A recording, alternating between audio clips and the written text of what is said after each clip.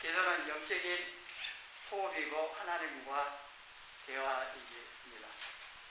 또 기도는 우리의 사정을 아뢰고 도움을 구하는 것이기도 합니다. 자녀가 아버지에게 사정을 아뢰고 도와달라고 얘기하듯이 우리 하나님 아버지께 자녀인 성도들이 기도를 통하여서 사정을 아뢰고 도움이 필요하다고 도와달라고 말씀드리는 것, 그걸 또 기도라고 말할 수가 있습니다. 이 시간에 기도는 환난 날에 주님을 부르는 것이다. 시편 50장 15절에 나와 있는 이 말씀을 제안했습니다. 환난이나 문제를 만났을 때에 어떻게 행동을 합니까? 이 두 분으로 나눌 수가 있습니다. 환난이나 어려움을 당할 때, 문제가 발생했을 때 한 분은 근심걱정, 원망불평, 낙심하는 그런 사람이 있고, 또 한 분의 사람은 하나님께 기도하는 그런 사람들이 있습니다. 여러분은 어느 쪽입니까? 그때마다 좀 다를 수도 있을 겁니다. 기도할 때도 있지만은 어떤 또 불평하고 낙심할 때도 있고 또 반대일 때도 있고, 어려움 당할 때마다 믿음과 하나님 앞에 기도하면은 얼마나 좋겠습니까? 근데 우리가 연약한 인간이다 보니까 때때로 원망불평하고 낙심하고 그럴 경우가 사실 더 많죠. 우리 믿음이 자라서 기도하면은 문제 해결된다는 분명한 확신과 믿음을 갖고 하나님께 기도하면 되지 하고 계속 기도하면서 사는 참 좋은데, 거기까지 이르지 못하는 성도들이 많이 있습니다. 어려운 문제를 만났을 때에 어떻게 행동하느냐를 보면은 그 사람의 믿음이 어떠한지를 알 수가 있습니다. 학생들이 공부를 하고 실력이 어느 정도인지를 알 수 있는 방법은 시험을 쳐보는 겁니다. 시험 안 쳐보면은요, 공부를 얼마나 했는지, 실력이 얼마나 됐는지 알 수가 없습니다. 시험을 쳐봐야 됩니다. 물론 그 시험 친다 해서 꼭 정확하게 실력을 다 알 수 있는 건 아니지만은 일반적으로 시험을 통해서 어느 정도의 실력인지, 공부를 어느 정도 했는지 이런 것을 가늠을 해보는 것이죠. 우리의 믿음도 마찬가지입니다. 평상시에는요, 말하는 행동하는 보면은 믿음이 참 좋은 것처럼 보입니다. 근데 그 사람의 믿음이 몇 점짜리인지는 시험을 쳐봐야 하듯이 하나님께서 환난풍파, 시련, 또 여러 가지 어려운 문제를 통하여서 그 사람의 믿음의 점수를 알게 또 나타나게 하십니다. 어려움이 없을 때는 얼마든지 말로는요, 믿음 좋은 것처럼 말할 수가 있습니다. 나는 어려움 안 당하고 있고 어려움 당하는 성도를 향해서 기도하면 되지 하면서 말해줄 수도 있습니다. 왜 그렇게 불평하고 낙심하냐고 기도하면 되는데, 그렇게 말할 수는 있죠. 근데 막상 내가 자신이 큰 환난과 어려움을 당했을 때 어떠냐는 겁니다. 다른 사람에게 말해 준 것처럼 자신이 그렇게 기도하느냐 하는 겁니다. 믿음 있는 성도라면은 자기가 말한 대로 하나님 앞에 기도하겠죠. 근데 그렇지 않으면은 아는 지식으로 말을 했다가 하면은 그냥 말하는 것이었지, 실제로는 자기가 그것을 믿고 기도 안 했다 하면은 그건 말뿐이라고 하는 거죠. 우리가 인간이다 보니까 어려움 당했을 했을 때 두려움을 가지고 낙심이 될 때도 있습니다. 근데 문제는 계속해서 근심 걱정하며 낙심에 머물러 있는 게 그게 문제라고 하는 겁니다. 역대하 20장에 보면은요, 모압, 암몬, 셀산, 세 족속이 연합해서 유다 나라를 쳐들어옵니다. 여호사밧 왕이 3절에 보니까 두려워하여, 왜 두려워했냐면요, 쳐들어온 군대가요, 적군이요, 어마어마했습니다. 하나님께서 승리하게 하신 후에 적의 물건들, 전리품을 거두어드리는데 얼마나 많이 왔으면은 3일 동안 거두었대요. 적군이 얼마나 많은지 짐작이 가겠죠. 3일 동안 거두었으니까. 그 많은 적군이 쳐들어왔으니까 여호사밧 왕이 믿음 좋습니다. 하나님 잘생긴 왕인데 그래도 인간이다 보니까 그 적군의 숫자를 보고 두려워한 거죠. 근데 그걸로 끝난 게 아니고 두려워해서 여호와께로 낯을 향하여 간구하고 자기만 한 게 아니라 온 유다 백성에게 금식하면서 하나님께 도움을 청하라고 다 모아서 그렇게 합니다. 적군 숫자만 봤을 때 두려워할 수밖에 없는, 또 두려워하는 게 당연할 수도 있습니다.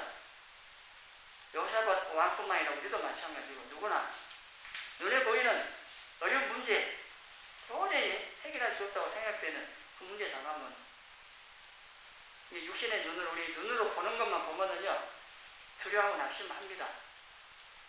우리 눈을 돌려야 됩니다. 하나님께. 하나님께 돌려서 기도에 있습니다. 그래서 그 문제가 해결되기 시작되는 거고, 역대하 33장에는요, 양유다의 왕 가운데 선한 왕들이 많았지만 그 왕들 가운데 아주 악한 왕 한 사람이 나오는데 므낫세입니다. 므낫세가 얼마나 악을 많이 했는데 하나님께서 크게 진노를 하셨고, 그 아수르에 의해서 포로로 잡혀가 버립니다. 33장 12절 다시 읽어봅니다. 그가 환난을 당하여 그의 하나님 여호와께 간구하고 그의 조상들의 하나님 앞에 크게 겸손하여 기도하였으므로 하나님이 그의 기도를 받으시며 그의 간구를 들으시사 그가 예루살렘에 돌아와서 다시 왕위에 함께 하시며 므낫세가 그제서야 여호와께서 하나님이신 줄을 알았더라. 아멘. 왕이 포로로 잡혀가고 있어요. 죽지는 않았지만 포로로 잡혀갔으면 이제 원망불평 그 정도가 아니라 낙심, 절망, 포기할 수도 있죠. 근데 이 므낫세 왕이 환난을 당하여 그 포로로 잡혀간 그 일로 인해서 하나님을 찾았습니다. 하나님께 간구하고 하나님 앞에 겸손하여 기도했답니다. 이게 사는 길입니다.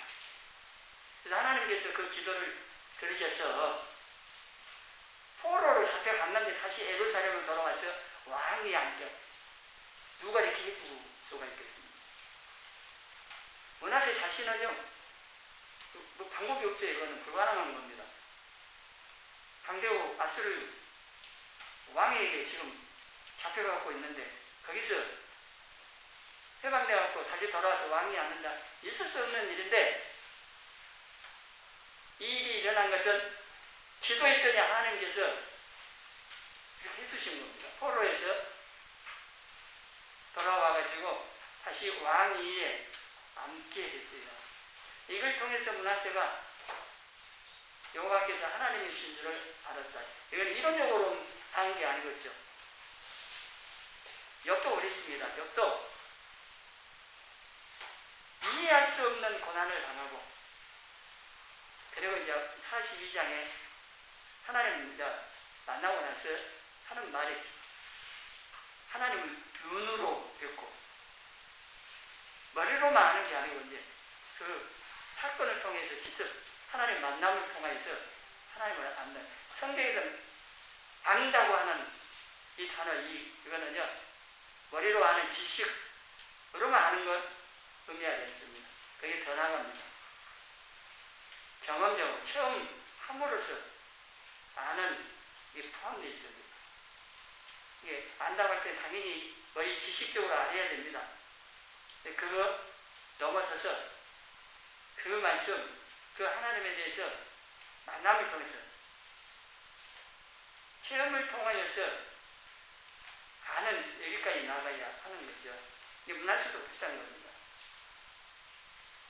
왕이 포로로 잡혀갔으면 다 포기할 수도 있는데 기도한 결과 하나님께서 다시 왕으로 복귀할 수 있도록 해주셨다고 하는 겁니다. 이거는 하나님께서만 하실 수 있는 거죠.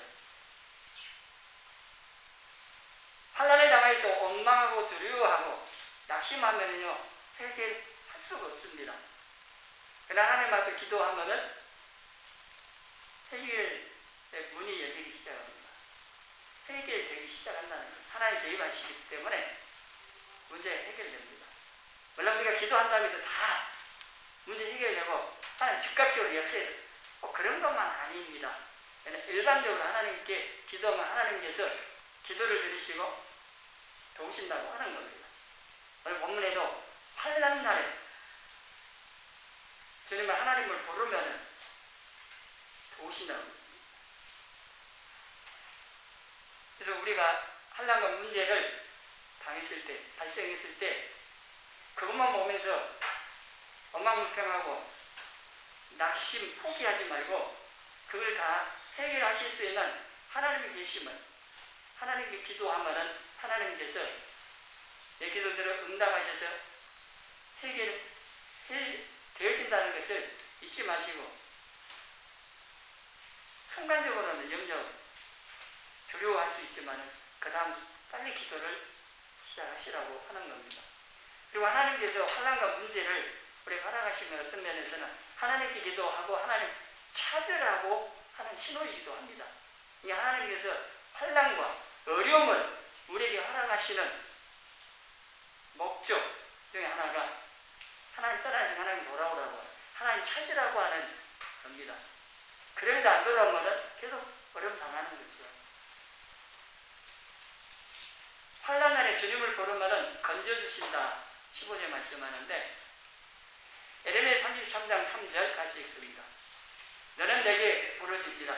내가 내게 응답하겠고 내가 알지 못하는 크고 은밀한 일을 내게 보이리라. 아멘. 2절에는요.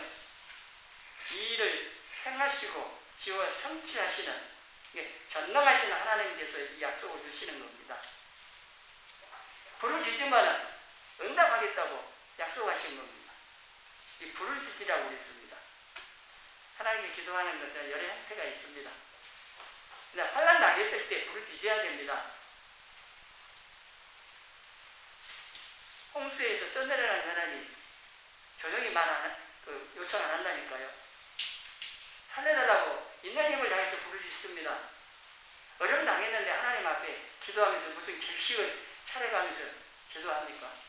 그렇게 기도할 수도 있겠지만은요. 조용조용히 기도할 수 있고 묵상을 다 할 수 있지만은 환난 당할 때 부르짖으라고 했습니다. 간절한 마음을 가지고 하나님 도와주시지 않으면 안 된다고 마음을 담아서 부르짖으라고 하는 겁니다. 그래 기도 훈련이 안 됐을 때는요. 소련에서 부르짖어서 기도하는 게 도움이 됩니다.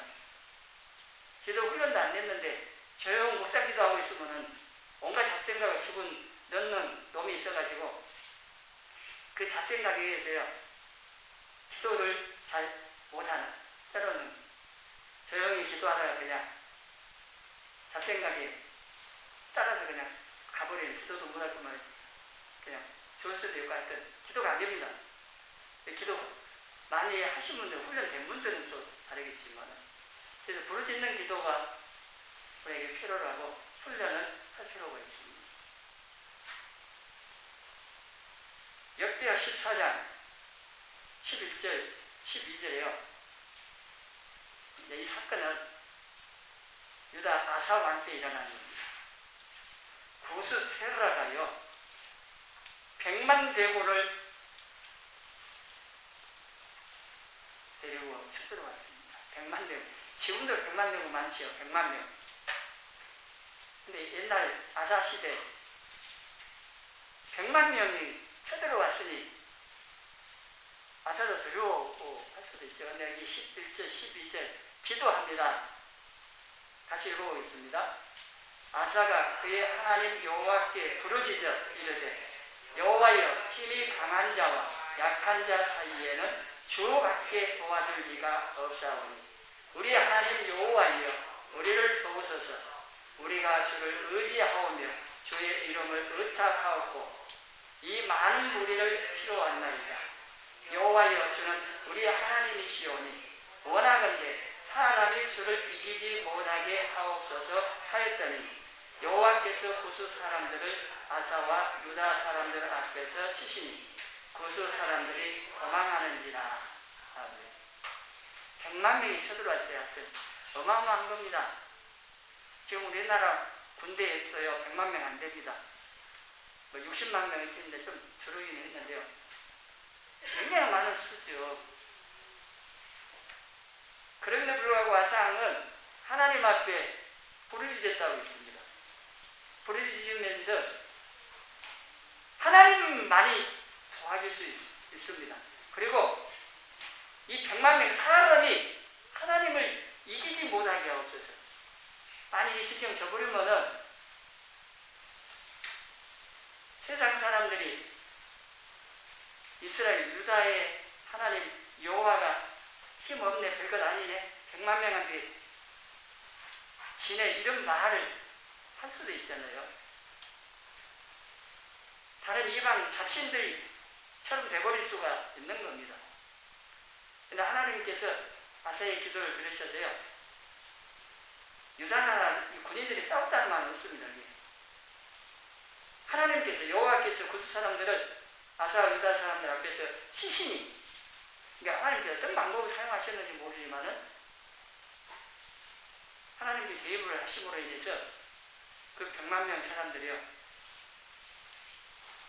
유다 나라를 이기지 못하고 도망했습니다. 하나님 숫자 또는 무기 이것 가지고 전쟁 승리하는 게 아니고 전쟁의 승패는 하나님께 달려있습니다. 다윗이 그랬던 거죠. 오늘도 마찬가지입니다. 북한에 핵무기 갖고 막 위협하죠. 하나님께서 그 핵무기 몇 개가 있든지 간에 제외하시면은 한 발도 못 쏴요. 또 우리나라에 무슨 핵무기가 있다고 해서 안전한 그것도 아닙니다. 또 미국이 그것도 아니에요. 지금 러시아가 우크라이나를 공격해서 금방 점령한 것처럼 만들었지만 그렇지 않잖아요. 전쟁의 승패는요, 사람의 수나 무기나 어떤 사람들의 뜻, 능력이 있는 게 아닙니다. 하나님께 있습니다. 그래서 이 아사처럼 우리도 이런 상황에 기도할 때 이 세상에서 도와줄 대상은 하나님 아버지밖에 없습니다. 하나님 좀 도와주세요. 우리가 이렇게 부르짖어야 하나님 요청을 해야 하는 겁니다. 방금 전에 20장에 나온 여호사밧 왕조 새 연합군, 세속수 연합군 쳐들어왔을 때요, 두려워만 하지 않고 하나님께 기도했고 하나님께서 이기게 하시는데요, 유다 군인들은 싸우지도 않았습니다. 줄 서가지고요 응원만 했죠. 군대 앞에 걸어간 옷을 입은 찬양대가 찬양을 시작을 하자 하나님께서 역사하실 세 족속 자기들끼리 싸워서 다 죽습니다. 어떻게 뭐 하나님 하셨는지 모르지만 하여튼 성경에 그라고 기록을 하고 있습니다. 암몬, 모압 두 족속이요 세상 사람들 죽이고요, 그 다음에 나머지 두 족속끼리 싸워가지고 다 죽었대요. 역사입니다. 하나님 그렇게 하시는 겁니다. 시편 22장 3절에 보면 이스라엘 찬송 중에 거하시는 영원한 하나님이라고 말씀을 합니다. 하나님 어디 거하시느냐? 하늘에 물론 하나님 보좌에 계시지만은요, 시편 22장 3절 말씀에 의하면은 이스라엘 하나님 백성들, 오늘날 우리 성도들 찬양 가운데 거하십니다. 우리 예배 가운데 임재하십니다. 우리의 기도와 찬양 가운데 하나님 임재하심으로 능력의 역사가 있는 겁니다. 기도하니까, 찬양하니까 문제 해결되는 것은 하나님께서 그곳에 임재하시 역사하시는. 우리가 기도하고 찬양하는 것은 하나님께서 그곳에 들어오셔서 역사하시도록 문을 여는 길을 만드는 것과 같다 할 수가 있습니다. 사도행전 16장에 보면은요, 바울과 실라가 복음을 전하는데 귀신 들린 여종에서 귀신을 쫓아낸 일 때문에 많이 맞고 옥에 갇힙니다. 한밤중에 감옥에서 바울과 실라가 기도하고 하나님을 찬송했대요. 예수도 들었고. 그랬더니 어떤 일이 벌어졌느냐?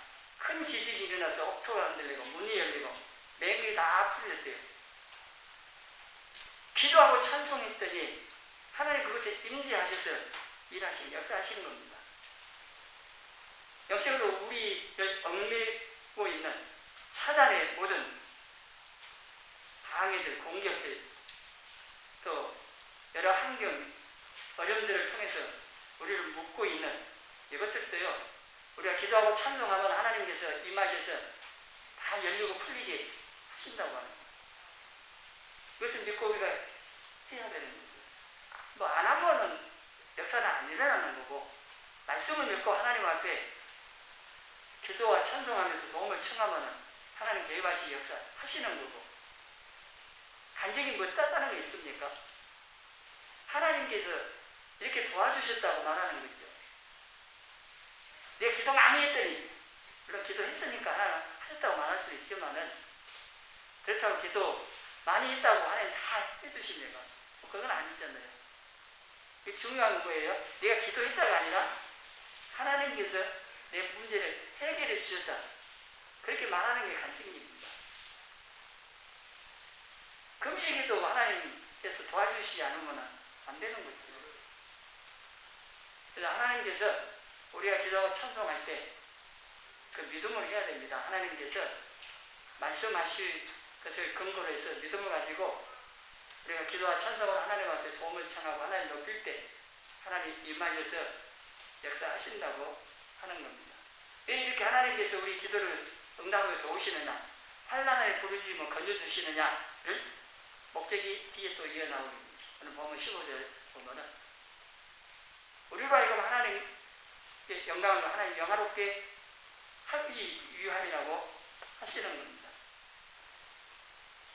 근데 하나님 우리를 건져서 도와주셔서 우리로 하여금 하나님께 감사하고 영광을 돌리도록 하나님의 영광을 받으시는, 하나님께서 살아계시고 전능하시고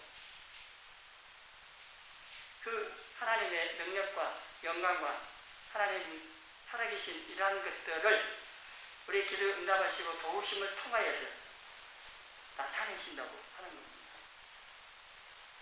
먼저는 내 자신이 하나님 살아계셔서 이렇게 역사하시고 도우시구나 하는 것을 알게 하시는 거고, 또 그것을 보는 다른 사람들도 하나님 살아계심을 봄으로 알게 하시는 겁니다.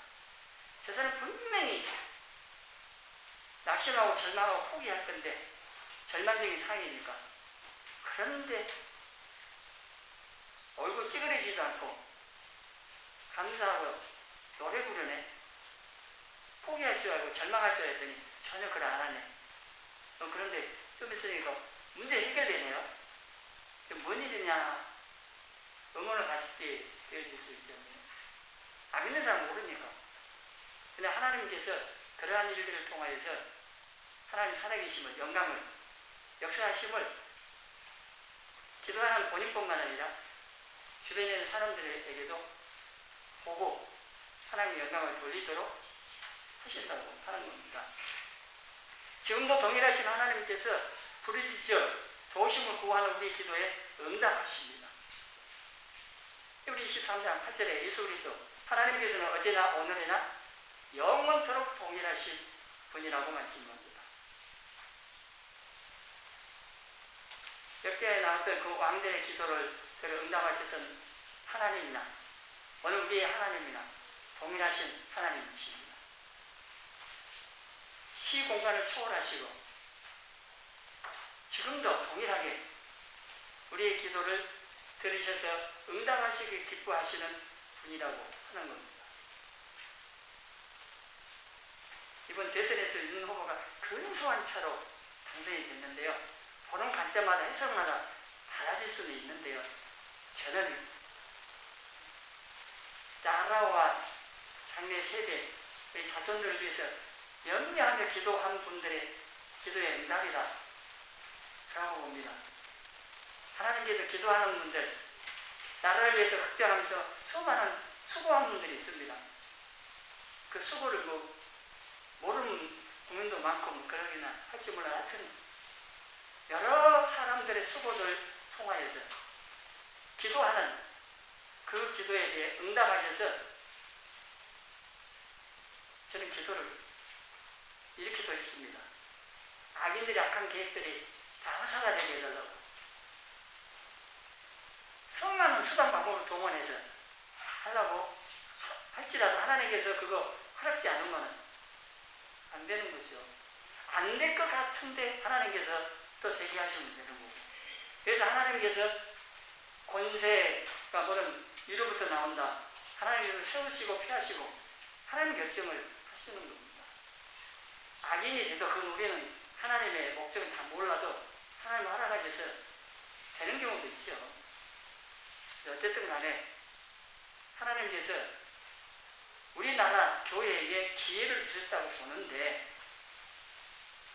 대통령 바뀌면은 이제 정책이 바뀌니까 사회나 우리나라 전체적으로 좀 바뀔 수는 있어요. 그렇다고 근본적으로 문제 해결되느냐? 아닙니다. 하나님이 지금 원하시는 거는요, 교회가 회개하는 겁니다.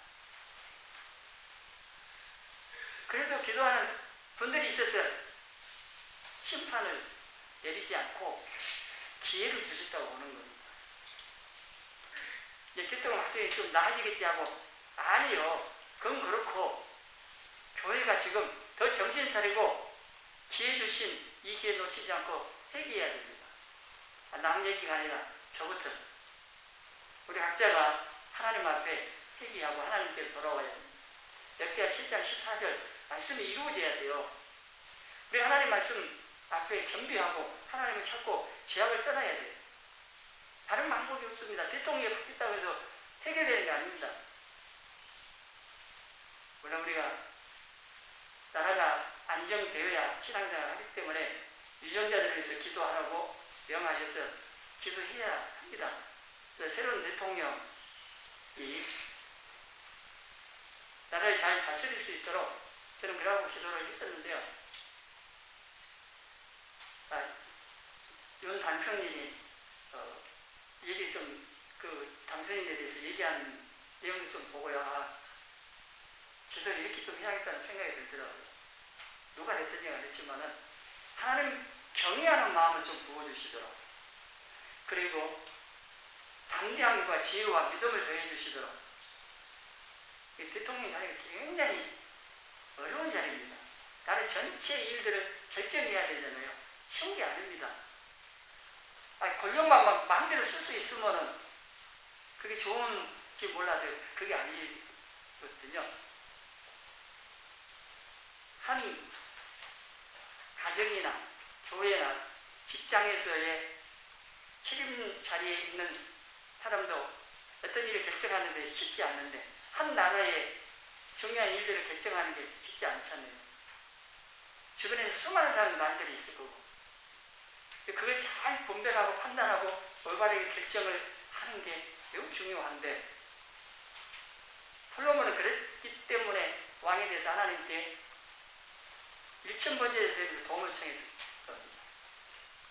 듣는 마음, 지혜로운 마음, 지혜를 구했고 하나님 주셨는데, 하나님께서 그렇게 우리 윤석열 당선이 앞으로 대통령으로 이 국정을 이끌어가는데, 하나님 경외하며 하나님 의지하고 기도하면서 하나님의 지혜를 힘입어 우리나라를 잘 이끌어갈 수 있도록 지도를 해줘야 할 게 우리의 책임이기도 하고, 그게 우리와 우리 자손들을 위한 길이 되기도 합니다.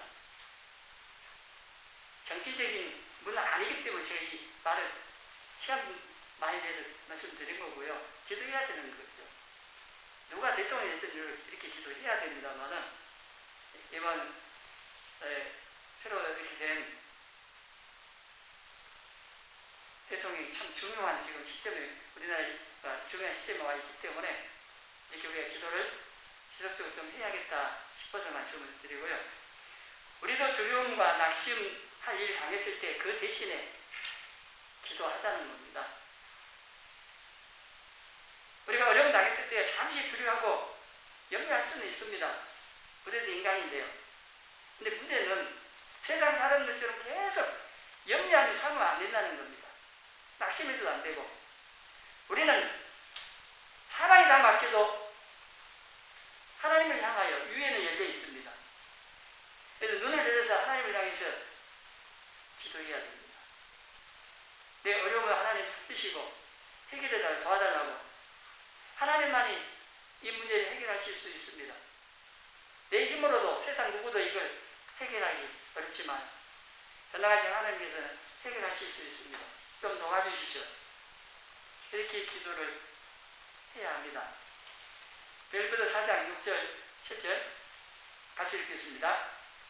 아무것도 염려하지 말고 다만 모든 일에 기도와 간구로 너희 구할 것을 감사함으로 하나님께 아뢰라.